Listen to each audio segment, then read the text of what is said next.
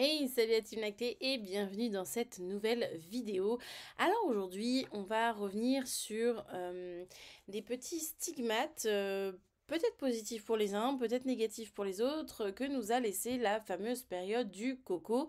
Je ne vais pas dire son nom entier parce que YouTube, filtre, tout ça, tu connais, je te la refais pas.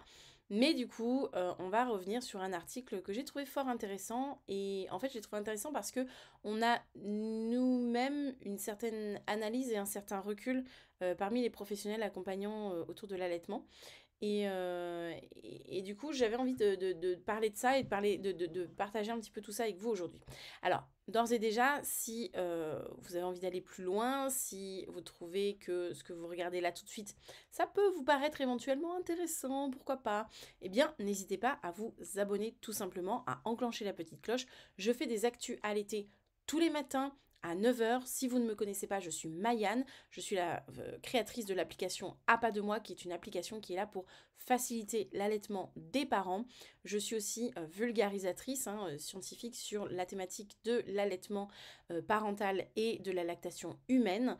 Donc, je vous propose plein d'outils pour prendre ou garder ou optimiser votre confiance en vous et avoir un allaitement beaucoup plus sain et serein. Voilà, je vais m'arrêter là pour tout ce que je fais parce qu'en réalité, si vous me suivez sur les réseaux, vous allez voir que je fais beaucoup, beaucoup, beaucoup plus de choses que ça. Je suis extrêmement engagée sur cette thématique qui est la mienne. Mais en tout cas, aujourd'hui, on se retrouve pour une actu à l'été. C'est une petite actu que je fais tous les matins sur un article que j'ai pu lire et dont j'ai envie de discuter avec vous. Voilà, bien évidemment, si vous n'avez pas le temps de vous poser pour regarder ma petite tête de bisounours du matin, eh bien, vous pouvez tout simplement mettre des écouteurs et vaquer à vos occupations. De toute façon, je lirai tout ce qui se passe à l'écran. Voilà, eh bien, j'ai envie de dire que c'est parti pour la vidéo du jour. Alors, on tombe sur un article de chez mademoiselle.com qui nous parle de daronne. Daronne, qui est le mot pour dire mère. Depuis le... Alors, c'est marrant parce que beaucoup de gens... je veux juste revenir sur ce mot 2 minutes. Daronne et daron. Il y a beaucoup de gens qui font « Ouais, c'est un nouveau mot, machin, c'est une nouvelle génération. » Alors les gars, pour ma part, j'ai passé mon adolescence en Sologne. Et daron et daronne, comment vous dire que ça fait plus de 20 piges que je connais le mot. Donc, c'est pas un mot nouveau, hein. Faut juste un peu sortir de chez soi. Et puis, je vous rappelle que les jeunes, comme disaient mes parents, ils ont l'art et la manière des fois de reprendre des mots anciens, enfin qui existent déjà, et juste de les remettre au goût du jour. Hein. Voilà. Non mais c'est juste parce qu'il y a une grosse polémique en ce moment sur les réseaux en mode ouais, le mot daron, daronne, c'est nouveau. Non, non, non, non, c'est vieux, c'est vieux. Enfin, pour moi, c'est vieux. Enfin, moi, au fin fond de ma campagne profonde de la Sologne, je connaissais déjà. Hein. Voilà, c'était juste pour la petite anecdote du jour qui me fait bien rire. Alors, on y va pour cet article qui se nomme donc Daronne. Depuis le coco, les visites en maternité sont restreintes et c'est bon pour les bébés. Oui, mais est-ce bon pour les parents? C'est ce qu'on va voir aujourd'hui. Ce qui est intéressant avec cet article, c'est qu'on va se faire une actualité en 2 temps. J'ai trouvé l'article intéressant, mais j'ai trouvé les commentaires de l'article encore plus intéressants. Mais bon, il faut bien que je place un contexte. Donc, il y a au moins un avantage à l'épidémie du coco. Avec la crise sanitaire, les visites en maternité sont souvent interdites. Donc, c'est quand même un article qui date du 17 janvier 2023. Ça frustre l'entourage, mais ça détend les nouveaux parents et leurs bébés. Refuser les visites à la maternité, effet de mode ou réflexe de survie. Alors nous, pour notre part, ça a été un réflexe de survie, les gars. Alors que de plus en plus de parents refusent que leurs proches envahissent leur chambre de maternité, certains n'ont pas le choix. Le coco a laissé des traces et plusieurs grands hôpitaux un peu partout en France refusent encore les visiteurs. Frustrant au premier abord, ce protocole serait pourtant garant de sérénité pour les nouveaux parents. Quand le protocole sanitaire restreint les visites en maternité. 3 ans après l'apparition du coco, le virus fait désormais partie de nos vies. Si nous avons presque appris à vivre avec, les protocoles sanitaires n'ont pas tous disparu. Un article paru sur France Info la semaine dernière nous apprend que plusieurs maternités des grandes villes ont maintenu des règles drastiques en matière d'accueil des visiteurs. Chaque établissement est chargé d'ériger ses propres règles et certains autorisent seulement la présence du coparent. J'aime beaucoup le vocabulaire utilisé dans cet article. On parle de coparents, on parle de parents, on parle de... J'aime beaucoup le champ lexical de cet article, je dois clairement le dire. Donc, chaque établissement est chargé d'ériger ses propres règles et certains autorisent seulement la présence du coparent. D'autres accueillent aussi les membres de la fratrie ou imposent un nombre limité ou un temps de visite restreint. Cette règle rigide au premier abord présente finalement des avantages pour les nouveaux parents. En l'absence de visite, les mères peuvent se dédier exclusivement à leur enfant. Ce dernier profite largement de ce climat paisible. Oui, alors ça c'est sans compter toutes les interventions de l'équipe, par contre en elle-même, toute la journée. Hein. On va pas se mytho non plus, mais les visites en pleine nuit, on comprend que vous avez des trucs à checker les gars, mais franchement laissez-nous dormir quoi. Avant, on avait souvent des pleurs jusqu'à 4 ou 5 heures du matin non-stop avec beaucoup de bébés très excités, très énervés. Depuis, il n'y a plus de visite. Depuis qu'il n'y a plus de visite et que les bébés ne passent plus de bras en bras, qu'ils ne sont vraiment qu'avec leurs parents, c'est beaucoup plus calme les nuits pour les parents avec des bébés plus apaisés. Alors, à titre d'exemple, je vais faire une parenthèse. Effectivement, nous l'avons vécu à moindre échelle puisque nous avions clairement dit que nous ne voulions pas de visite. Pour mon premier, ça a été à peu près respecté. En tout cas, les gens qui sont venus ne sont pas venus à plusieurs. On a eu de la famille de mon compagnon qui sont venus à 2, donc pas beaucoup, et des personnes de ma famille qui sont venues à 1. Voilà, en gros. Donc, effectivement, ça faisait peu de gens, même si le temps de visite était plutôt long, mais ça allait. En fait, pour Mochi, faut savoir que j'étais avec l'amoureux à la maternité. On était tous les deux. Donc, du coup, je pense que c'était moins difficile à vivre, même si, effectivement, et c'est là où je veux en venir, Mochi a beaucoup déchargé après les visites, effectivement. Mais on était préparé à ça. C'est-à-dire que mentalement, on était préparé à ça et que j'ai eu du soutien. Si moi j'étais fatiguée, Chéri était là pour me soutenir. Donc, et pour soutenir Mochi. Donc finalement, je ne l'ai pas si mal vécu, alors que pourtant j'ai fait un burn-out au bout de 24-48 heures pour Mochi. Mais finalement, j'ai plutôt bien vécu le peu de visites qu'on a eu. Mais aussi, on n'en a pas eu beaucoup. Pour Gaufrette, j'ai eu... Je crois que j'ai eu 2 visites. 2 visites d'une seule personne à la fois. Et 2 visites de 2 personnes, mais vraiment très calmes, très sereines, très contentes de se voir, mais pas d'effluves d'émotions trop intenses. Vous voyez ce que je veux dire? Et effectivement, Gaufrette était beaucoup plus apaisée, hormis la nuit de la Java, je veux dire, je l'ai pas trop entendu, en toute franchise. Donc, voilà, il y a d'autres paramètres qui entrent en compte, très clairement. Vraiment, faut vraiment aussi voir ça, c'est qu'il y a plein d'autres paramètres qui entrent en compte. Hein. Mochi, c'était une césarienne d'urgence, lui et moi, on a failli passer, j'ai fait un burn-out 24 heures après, une espèce de petite dépression vraiment très costaud. Voilà, bon, Gaufrette, elle est sortie avant, donc potentiellement fatiguée aussi. C'était pas les mêmes conditions d'enfantement.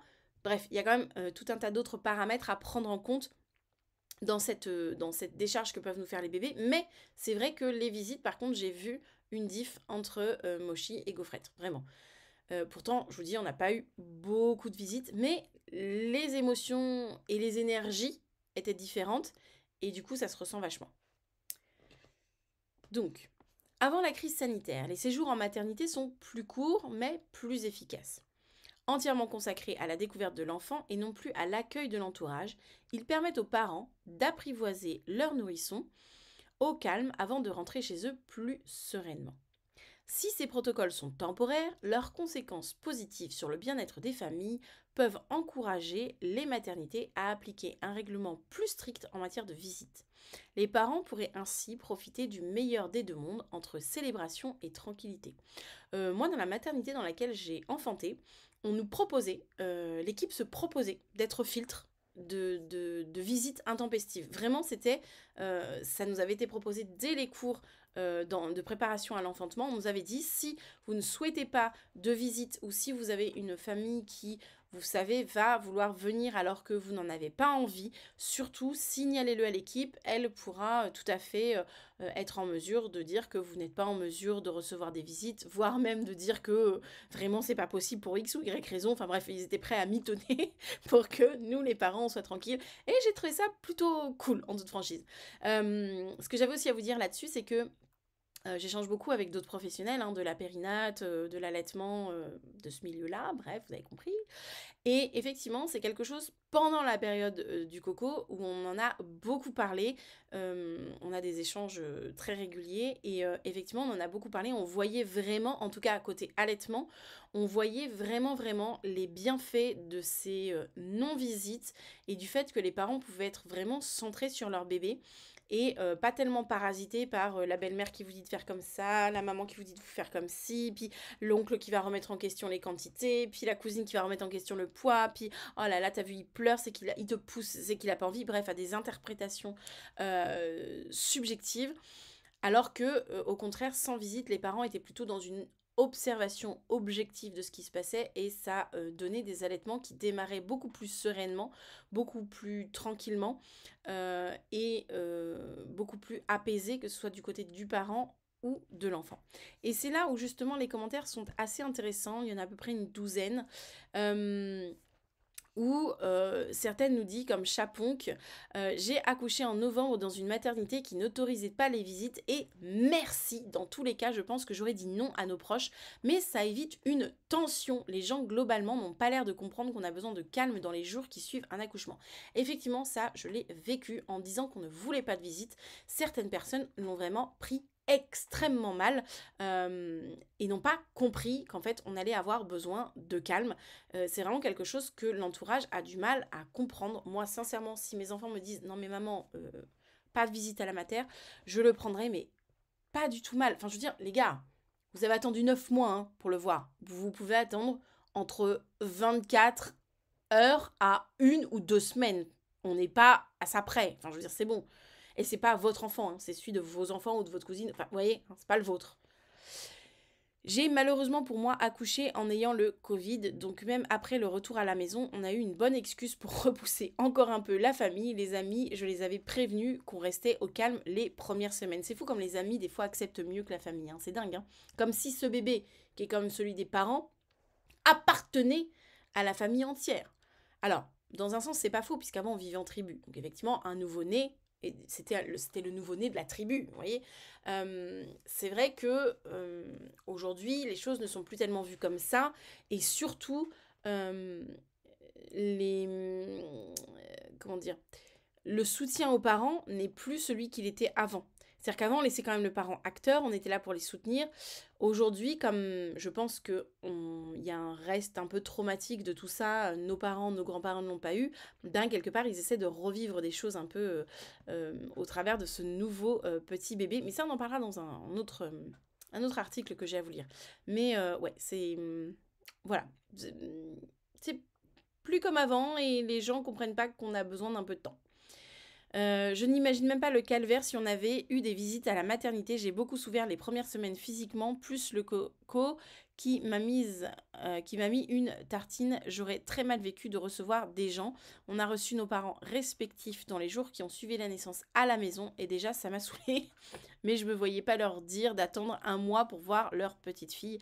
Bon, moi j'aurais pu, mais je peux comprendre qu'on ne puisse pas. Bref, ce commentaire part dans tous les sens, mais en effet, je pense que au moins on voit que moins on voit de monde et moins on reçoit de conseils à la noix, plus on reste au calme, plus on est détendu et nos bébés aussi. Alors là-dessus, je suis totalement d'accord avec ce commentaire. Effectivement, c'est Michel Audin qui en parle. Plus le néocortex est au repos, donc moins il est sollicité par des conseils, par des avis non sollicités en plus de ça, plus effectivement nous sommes détendus, nous sommes instinctifs et nos bébés aussi. C'est tout à fait vrai et scientifiquement ça se prouve. On a Aïbara qui nous dit « J'ai accouché en décembre et ça m'a bien arrangé également que les, que les visites restent interdites. » Pardon, j'avais de travers. J'ai accouché en décembre et ça m'a bien arrangé également que les visites restent interdites à la maternité, surtout que nos parents ne comprennent pas forcément, ça revient beaucoup. Hein. En même temps, en discutant avec ma mère et ma belle-mère, tu te rends compte qu'ils n'ont pas eu la même expérience que nous. Par exemple, les bébés partaient en nurserie la nuit à leur époque, des trucs comme ça, ce qui n'a pas forcément été bien vécu pour elles d'ailleurs. Et effectivement, on séparait visiblement ce que nous raconte cette personne, c'est que les bébés étaient séparés de leurs parents, donc finalement les parents étaient seuls, il y avait peut-être une récupération physique, émotionnelle et psychique, je ne pense pas, qui pouvait être faite et effectivement bah, on était plus à même de recevoir finalement de la visite. Mais par ailleurs, voilà, elle nous dit bien que les bébés étaient mis en nurserie mais que c'était pas forcément bien vécu par les mères non plus quoi. On a accepté les premières visites une semaine après la sortie, soit 15 jours après la naissance. Vu notre état de fatigue, on n'aurait jamais pu accueillir quelqu'un chez nous avant. Oui, ce qu'il faut comprendre, c'est aussi ça. C'est que la visite, mine de rien, quand tu es à la maternité, euh, mais tu aimes bien quand même être un tant soit peu bien dans toi quand tu reçois des gens. C'est vrai, tu aimes bien être bien dans ton corps, dans ton... Tu aimes bien être... Et souvent à la maternité, on n'est pas à notre max, quoi, bah, on n'a pas envie de... Enfin, on n'a pas envie de recevoir... regardez quand vous recevez les gens chez vous. Alors oui, vous pouvez être en jogging si vous êtes à la cool, etc. Mais en général, vous avez fait le ménage, vous avez quand même fait attention à mettre au moins un jogging propre. Vous voyez ce que je veux dire? Il y a quand même des attentions qui sont faites au niveau de vous, de votre intérieur. Donc, et de votre intérieur au sens large. Physique et là-haut, hein, dans votre intérieur. Voilà. Donc, vous préparez à recevoir des gens, même mentalement. Donc effectivement, recevoir des gens, c'est une certaine charge et c'est pas forcément une charge qu'on a envie de mettre à ce moment-là en fait. En revanche, petit bémol, c'est bien de restreindre les visites extérieures, mais ce serait bien de réduire ou optimiser les visites du personnel également parce que c'était le défilé et là-dessus on est d'accord. Certes, les suites de l'accouchement ont été compliquées, ce qui a dû entraîner plus de surveillance et les pleurs jusqu'à 3-4 heures du mat, on y a eu droit à chaque nuit passée à la maternité. Quand on est rentré chez nous, on a enfin pu avoir des nuits calmes, on s'entend. Alors oui, on s'entend, mais effectivement, le fait qu'il y ait des dérangements, des choses comme ça tout le temps, alors qu'en plus le bébé ne connaît pas les bruits, ne connaît pas les odeurs, il fait connaissance avec le poids, l'air, la lumière, la chaleur, le froid. Bon, effectivement, ça peut être très perturbant. À la fois nous pour notre sommeil et à la fois pour notre bébé. Si nous, effectivement, on est perturbé tout le temps, bah, notre bébé, il le sent, donc ça le perturbe aussi.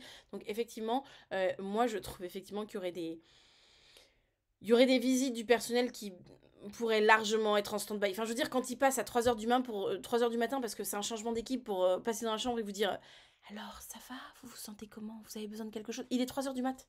Il est 3h du mat. Non, mais je dors là. Je dors. D'accord? Donc, chut. Ou papoter, ça je l'ai eu. Papoter en se racontant, parce que c'est un changement de service, sa vie juste devant la porte des patients. Comment vous dire? Que j'ai un petit peu eu envie de les étriper aussi. Allez, à 3h du mat, vous racontez votre vie ailleurs que devant ma porte. Est-ce que vous allez devant la porte de chez vos voisins pour vous raconter votre vie à voix haute comme ça, en pleine nuit? Je ne crois pas. Donc pourquoi vous le faites? Vous avez une salle. Allez là-bas pour discuter. Ah ben non, parce que du coup, il fallait qu'ils viennent me voir. Donc en fait, juste ils se sont croisés, donc ils en ont profité pour discuter avant de rentrer dans ma chambre. Mais c'est bon. Et en plus, c'était un sage-femme homme à l'époque qui rentre dans ma chambre et me dit ça va, je vous dérange pas? Ah bah il y a le droit. Hein. J'ai dit oh bah non, c'est bon, hein, maintenant que j'ai suivi à peu près tout votre week-end, je suis bien réveillée, vous pouvez rentrer. Oh pardon, c'est pas aperçu qu'on avait parlé si fort. Ah bah en rigolant comme des oies dans le couloir, voyons, je suis bien étonnée. Bref. Donc effectivement, je suis assez d'accord avec ce commentaire. De mon côté, alors voilà, ce qui m'intéressait, c'était qu'on avait d'autres versants. Neptunia qui nous dit de mon côté, je vais aller dans le sens inverse, ça ajoute de la diversité, effectivement. Avant le coco, j'étais persuadée de ne vouloir personne à la maternité. Et puis j'ai eu des enfants en 2020 et en 2022, l'un en plein premier confinement quand son père n'avait pas le droit de venir et les deux en séjour assez long comparé à la moyenne de ce qu'on dit, donc 5-6 jours, elle est restée 5-6 jours à la maternité. Et vu que je n'aime pas du tout les séjours en maternité, elle insiste bien. Au final, j'aurais préféré voir du monde, ça fait passer le temps plus vite. C'est vrai aussi. On s'entend, à part une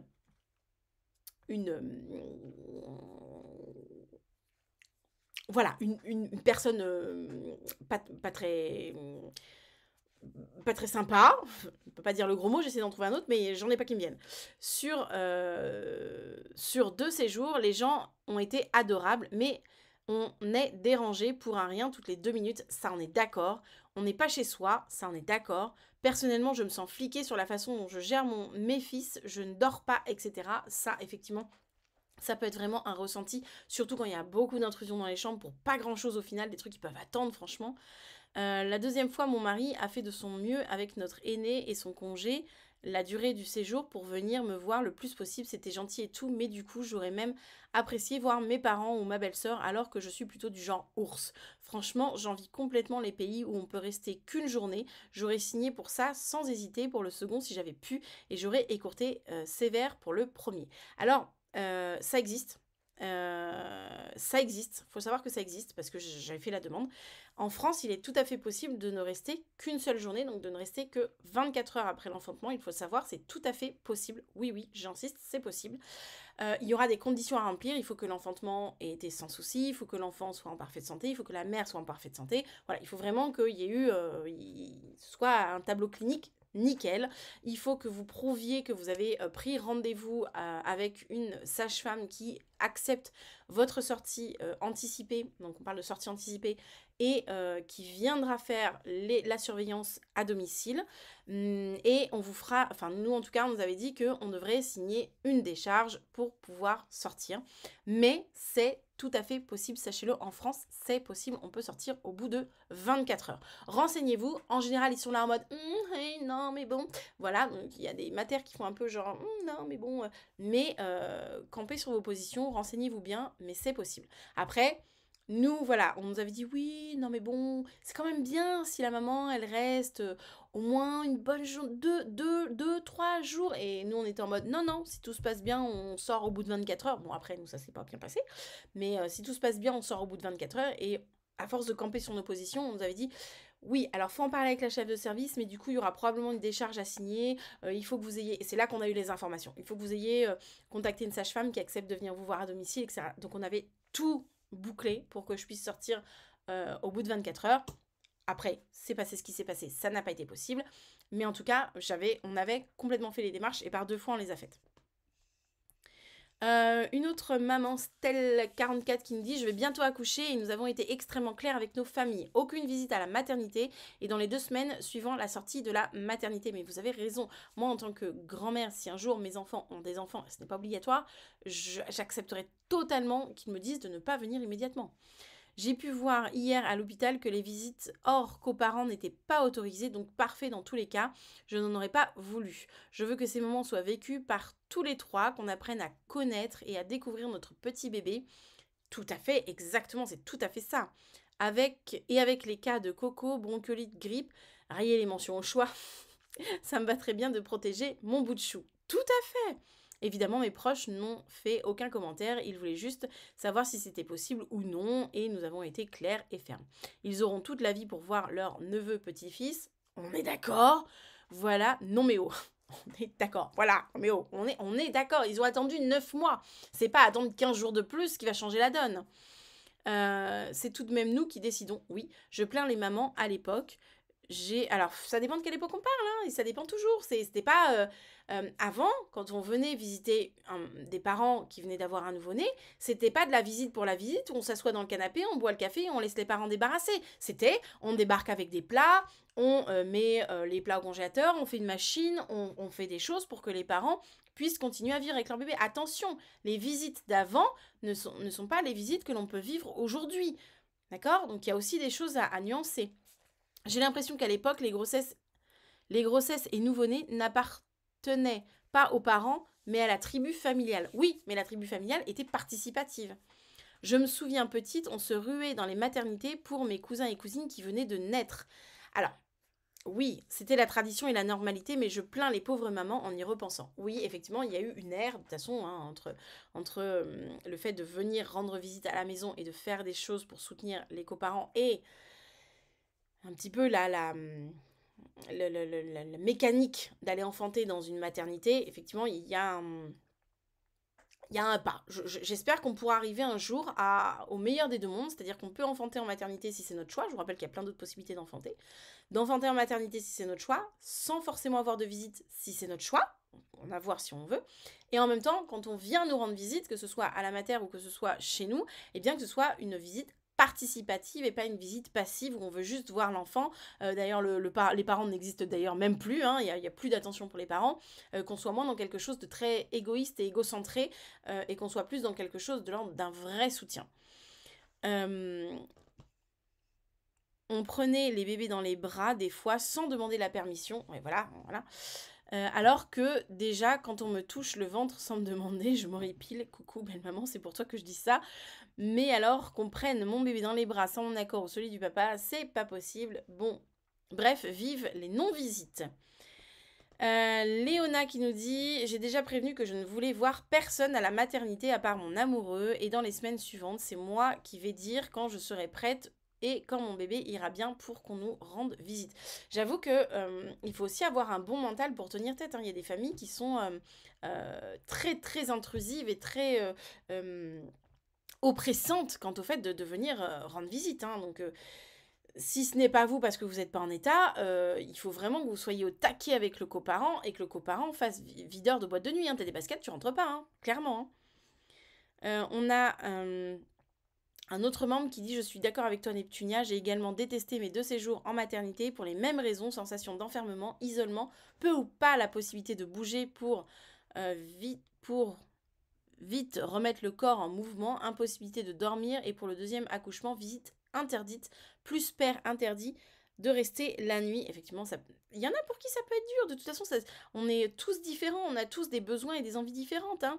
Corps en vrac, hémorragie youpi et pas de sommeil. On ne va pas me faire croire que le fait qu'une auxiliaire de puériculture me prenne le bébé 1 heure ou 2 soit vraiment un soutien. Ben non, parce que séparer les parents n'est pas un soutien. C'est pas ça dont on a besoin. Non, décidément, les politiques d'allaitement et d'hôpitaux amis des bébés ne sont pas faites pour moi. Alors déjà, prendre le bébé 1 heure ou 2, ça fait pas partie des directives des hôpitaux amis des bébés, hein. Certainement pas. J'ai allaité, oui, mais à quel prix? Les premiers jours, vivent les proches qui peuvent soulager la mère convalescente, vivent les relais, et oserais-je le dire, vivent les matères qui prennent les bébés la nuit. Oui, mais si c'est son besoin complètement, en fait, c'est vraiment, encore une fois, il faudrait que on ait la possibilité que ce soit à la carte, en fait, que c'est selon chacun, tout simplement. Nous, on nous a demandé pour Mochi si on voulait que... Alors, on était 2 pour le coup, et on nous a... J'étais donc avec l'amoureux, et on nous a demandé si on voulait qu'on prenne Mochi pour que je puisse me remettre, etc. Et tous les deux, unanimement, on a répondu que non, et que de toute façon, le papa était là, donc c'était pas nécessaire. Mais j'étais dans un tel état que si l'amoureux n'avait pas été là, en toute franchise, je pense que j'aurais pu demander. Mais ça n'aurait pas été bénéfique dans la situation que nous avons vécue. Avec le recul, je sais que ça n'aurait pas été bénéfique. Donc, voilà, je pense qu'il faudrait qu'il y ait de la flexibilité, de l'ouverture d'esprit et de cœur, et que effectivement on puisse respecter le choix et les envies de chaque parent, en fait, parce qu'on a tous des besoins et des envies différents. Team Neptunia et Sophiel, d'ailleurs, pour info, on peut partir quand on veut. Oui, il suffit de signer une décharge. Voilà, si tu en refais un troisième. Exactement ce que je disais tout à l'heure. Un matin, j'en ai eu vraiment marre. J'ai appelé le papa pour qu'il vienne me chercher, prévenu l'infirmière, et je suis partie. Il y a simplement une sage-femme qui vient à domicile pour le suivi à la place. Tout à fait ce que je vous disais tout à l'heure. Et pareil pour le lit du papa, il ne voulait pas le laisser dormir avec moi à côté sur un truc infâme en vrai. Donc je leur ai dit, soit je rentre chez moi, soit on reste tous les deux. Ils ont râlé, mais il a pu rester. Oui, des fois ils râlent un peu, hein. Ils sont un peu, ouais, ils ont un peu de mal qu'on change leurs habitudes. J'entends en tout cas les 2 points de vue, exactement, c'est ce que je disais. Ce que je trouve vraiment nul, et je reste polie, c'est qu'un hôpital puisse prendre une décision à notre place. Alors ça, je suis mais complètement d'accord. C'est pour moi un manque de déontologie et un manque de professionnalisme que de décider à la place de quelqu'un. Depuis quand est-ce qu'on décide à la place de quelqu'un? Mais c'est vraiment très révélateur de l'état d'infantilisation dans lequel on met les jeunes parents, parce que pour qui est-ce qu'on décide la plupart du temps? C'est pour les enfants. Je dis pas qu'il faut ou ne faut pas le faire, j'ai un avis très tranché sur la question, mais effectivement, c'est une infantilisation des parents. Et on leur enlève leur rôle de parent, on leur enlève leur confiance dans leur capacité parentale, on les infantilise. Effectivement, prendre une décision à la place des parents, pour moi, ce n'est pas professionnellement adéquat. Les mamans qui veulent se reposer seules devraient être protégées. Dans ce cas, l'équipe médicale peut interdire la visite sous couvert de repos à la demande de la maman. Et celles qui dépriment parce qu'elles sont seules devraient pouvoir avoir un peu de monde aussi. C'est vrai que par exemple, pour Gaufrette, étant donné que moi je faisais déjà des interventions à la maternité, il y avait des puères et des sages-femmes que je connaissais. Et entre autres, si elle voit cette vidéo, il y avait la puère qui a donné le premier bain à Mochi et le premier bain à Gaufrette. C'est très drôle parce que c'est tombé à chaque fois sur elle. Et effectivement, pour Gaufrette, elle est venue parce qu'il n'y avait rien du tout à faire dans le service. Franchement, j'étais peut-être pas la seule, mais franchement, il n'y avait pas grand-chose à faire. Et elle est venue papoter avec moi pendant 1 heure ou deux, je crois. Donc finalement, je me suis pas sentie seule en fait, parce que j'ai une personne de l'équipe qui est venue discuter avec moi. Donc c'est vrai que on se sent pas seul. La sage-femme avec qui j'avais fait de l'hypnose est venue me voir. On a refait une séance après l'enfantement. Enfin, vraiment adorable. Donc je sais que c'est pas partout le cas, mais des fois aussi le fait que le personnel de l'hôpital prenne un petit peu de temps et vienne échanger avec les parents, vraiment en mode. Je sais que ça dépend complètement du travail qu'il y a dans le service, j'en ai bien conscience. Mais des fois, voilà, ça peut aussi aider à ne pas se sentir seul aussi. En plus, chaque hôpital décide de son propre fonctionnement sur quels critères. L'humeur du personnel, ça implique des traitements différents de la part d'établissements publics et ça me choque. Alors, je ne sais pas si on va aller jusqu'au bout de tous les commentaires. Alors, s'il n'y en a plus beaucoup, on peut le faire. Ce sera une vidéo un peu plus longue, mais on peut le faire. Allez, on y va. Neptunia nous dit « Buldo, il me semble que quand j'ai vérifié en 2020, je pouvais faire une décharge pour moi, mais pas pour mon fils. Mais peut-être que je m'étais trompée. J'avoue, je ne me souviens plus. En outre, je n'ai pas osé chapeauter. Chapeau à toi de l'avoir fait. C'est complètement idiot quand on y pense qu'il soit si chiant pour les sorties précoces si on a le droit de se barrer par dérogation. J'avais même pas menti en disant que oui, j'avais un rendez-vous 2 jours après ma sortie, alors que pas du tout. La sage-femme que j'ai contactée avait un deuil dans sa famille et ne pouvait pas me prendre. C'est quand même pas de ma faute. D'accord, donc là on revient pas tout à fait sur le planning. Alors on a une autre dame, Maya Léa, qui nous dit moi je dois accoucher dans environ 1 mois. Et j'attends de voir la semaine pro si les visites seront autorisées ou non. Mais je vais vous dire, je me tâte à mentir à mon entourage en disant que c'est interdit. D'ailleurs, ma mère m'a dit qu'elle avait entendu dire que c'était interdit. Hihi, au moins ça prémâche le travail. J'ai encore le souvenir à ma première grossesse du beau-frère qui débarque le lendemain de l'accouchement et me dit texto, je cite, « Et sinon, sans filtre, ils t'ont dit quand que tu... » Alors attends. « Et sinon, sans filtre, ils t'ont dit quand tu allais dégonfler. » Oui, mec, j'ai pas encore retrouvé ma taille de guêpe. Ah bah tu m'étonnes. Ah ouais, c'est violent. Ouais, voilà. Des fois, c'est des petites phrases anodines en toute franchise, mais qu'on ne dit pas en fait, qui sont... on n'est pas déjà en mesure psychologiquement de les recevoir. C'est maladroit, ça blesse. Et effectivement, quand on en reçoit 3, 4, 5, 6, 7 à la journée parce que c'est des visites, dur quoi. Donc celui-là, il peut attendre les 18 ans de l'enfant pour venir, ce sera nickel. Et mes parents sont gentils mais un peu envahissants, donc si ça peut attendre le retour à la maison, ce sera pas mal.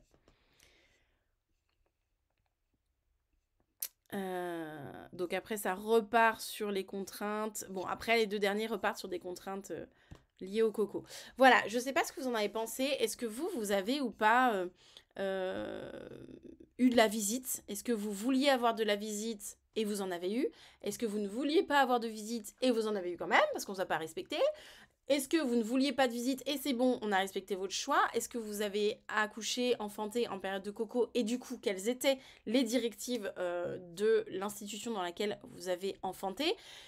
Est-ce que vous avez enfanté là récemment, il y a encore des directives coco mises en place et du coup, il y a un certain fonctionnement au niveau des visites de la mater? Bref, n'hésitez pas à échanger en commentaire. Toujours est-il que, moi c'est ce que je vous dis, que ce soit dans l'article, ce qui est dit par les professionnels et ce que nous on a aussi constaté sur le terrain, c'est qu'effectivement, les non-visites peuvent avoir, et on va mettre un superlatif, je crois que ça s'appelle, peuvent avoir un effet bénéfique sur la mise en route de la relation parent-enfant et les mises en route d'allaitement parce qu'il y a moins de perturbateurs comme des réflexions que peuvent dire un beau-frère très maladroite ou des conseils de mamie Micheline qui vient ou voilà ou de l'oncle Georges ou que sais-je qui viennent vraiment nous parasiter et qui peuvent nous mettre des choses dans la tête. Et comme dirait Michel Audin, plus on a un néocortex reposé, plus c'est facile pour enclencher des choses de l'ordre de la relation, de l'ordre de l'allaitement, etc., etc. Donc voilà. Écoutez, dites-moi en commentaire comment ça s'est passé pour vous. Moi, c'est tout pour cette actu allaitée qui a été un peu plus longue que d'habitude. Sur ce, je vais aller m'hydrater parce que j'ai beaucoup parlé. Et je vous fais donc de gros bisous. Je vous souhaite une belle journée pour ceux et celles qui ont l'application. Vous savez pourquoi je dis ça. Sinon, il n'y a plus qu'à la télécharger. Et puis voilà, je vous dis à demain pour une nouvelle actualité. Allez, ciao!